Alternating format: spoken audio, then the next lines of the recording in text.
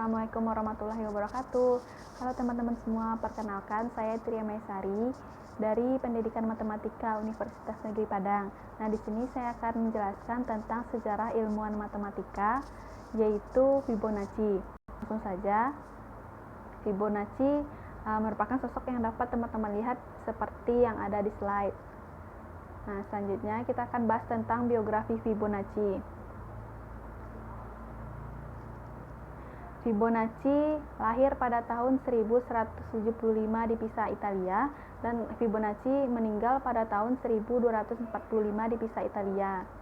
Fibonacci tinggal di Italia dan Fibonacci merupakan kebangsaan Italia. Lalu agama dari Fibonacci tersebut yaitu Katolik. Fibonacci dikenal dengan nama Leonardo da Pisa atau Leonardo Pisano. Nah, ayahnya bernama Guglielmo Fibonacci atau William, atau dikenal sebagai Bonacci. Nah, untuk itu, Leonardo memiliki julukan Fibonacci yang berasal dari kata Filius Bonacci yang artinya anak dari Bonacci. Selanjutnya, William memimpin sebuah pos perdagangan. Dalam beberapa catatan menyebutkan ia adalah perwakilan dagang untuk Pisa di Bugia, Afrika Utara, dan sebagai anak muda, Leonardo berkelana untuk menolong ayahnya. Nah, di sanalah Fibonacci belajar tentang sistem bilangan Arab. Sewaktu kecil, Leonardo belajar dengan gurunya, seorang Islam, dan kemudian mengikuti ayahnya berdagang ke Mesir, Sicilio, Yunani, dan Syria. Leonardo menjalani pendidikannya dengan berkelana ke penjuru daerah Mediterania untuk belajar kepada matematikawan Arab. Perjalanan Fibonacci berakhir sekitar tahun 1200 dan kembali ke Pisa.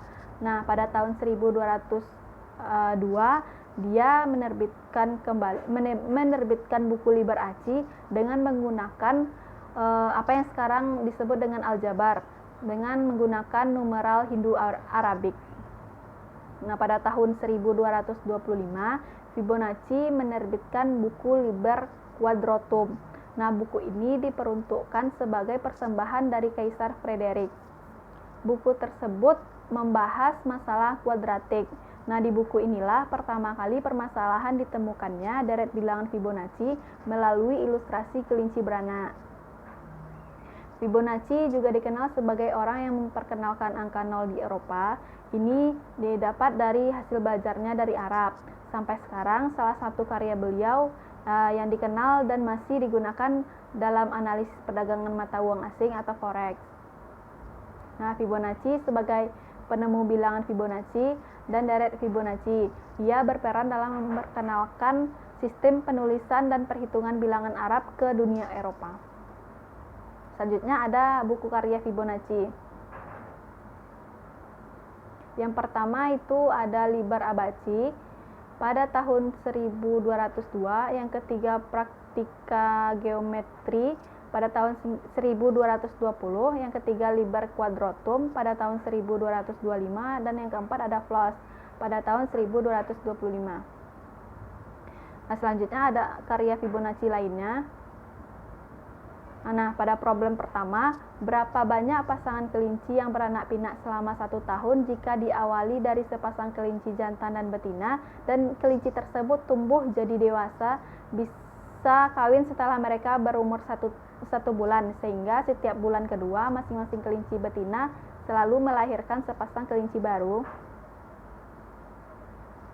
Nah, ilustrasinya dapat kita lihat pada slide. Teman-teman dapat perhatikan pada slide. Nah, ini penjelasannya. Yang pertama, jumlah kelinci di bulan pertama itu ada 1 pasang, jumlah kelinci di bulan kedua ada 1 pasang, jumlah kelinci di bulan ketiga ada 2 pasang, jumlah kelinci di bulan keempat ada 3 pasang, jumlah kelinci di bulan kelima ada 5 pasang, sehingga didapatkan deretnya 1, 2, 3, 5, 8, 13, dan seterusnya. Nah, dari hasil pengamatan tersebutlah yang menjadi dasar terbentuknya bilangan Fibonacci ini. Yang kedua ada problem 2, mencari penyelesaian dari persamaan pangkat 3 dari X pangkat 3 ditambah 2X kuadrat ditambah 10X sama dengan 20 Fibonacci memberikan nilai aproksimasi untuk akar persamaan ini dengan pecahan heksadesimal yaitu 1,3688081075 dalam sistem desimal. Nah, yang ketiga ada problem 3. Dalam menuliskan pecahan campuran, misalnya 28 5/12 dituliskan dengan 5/12 kali 28. Selanjutnya itu begitu juga pecahan seperti 11 5/6 dituliskan 1/3 kali 1/2 kali 11.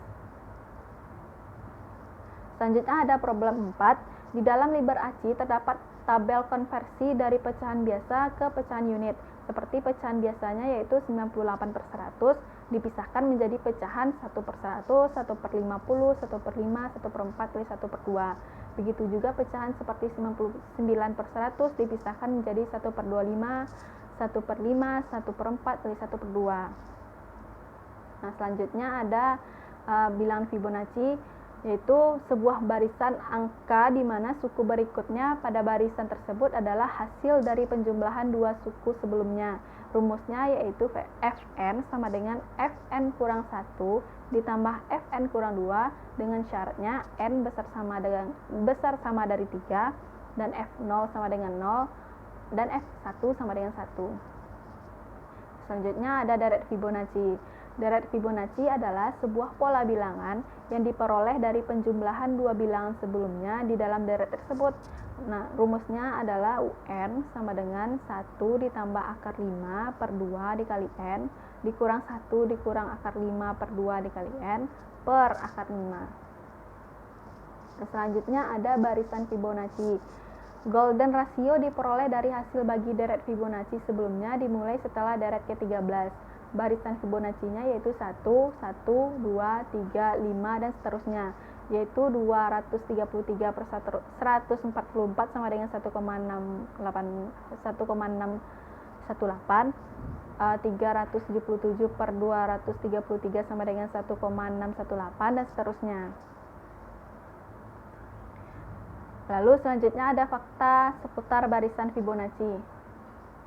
Yang pertama itu ada pada mahkota bunga seperti yang ada yang teman-teman lihat di slide, ada 13 mahkota pada bunga tersebut.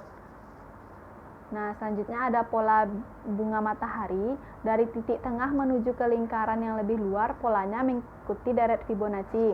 Gambarnya dapat teman-teman lihat pada slide. Nah, selanjutnya tubuh manusia. Yang pertama itu perbandingan antara tinggi badan dengan jarak pusar ke telapak kaki, maka hasilnya 1,618. Yang kedua perbandingan antara panjang dari pundak ke ujung kaki dengan panjang siku ke ujung jari juga 1,618. Dan yang ketiga perbandingan antara panjang dari pinggang ke kaki dengan panjang lutut ke kaki juga 1,618. Selanjutnya ada penjumlahan angka pada tiap diagonal dalam segitiga pacal juga menghasilkan bilangan-bilangan Fibonacci. Nah, dapat teman-teman lihat pada slide itu ada segitiga pacal merupakan bilangan-bilangan Fibonacci. Nah, mungkin sekian yang dapat saya sampaikan tentang sejarah matematikawan Fibonacci. Mohon maaf apabila ada kata-kata yang salah. Assalamualaikum warahmatullahi wabarakatuh.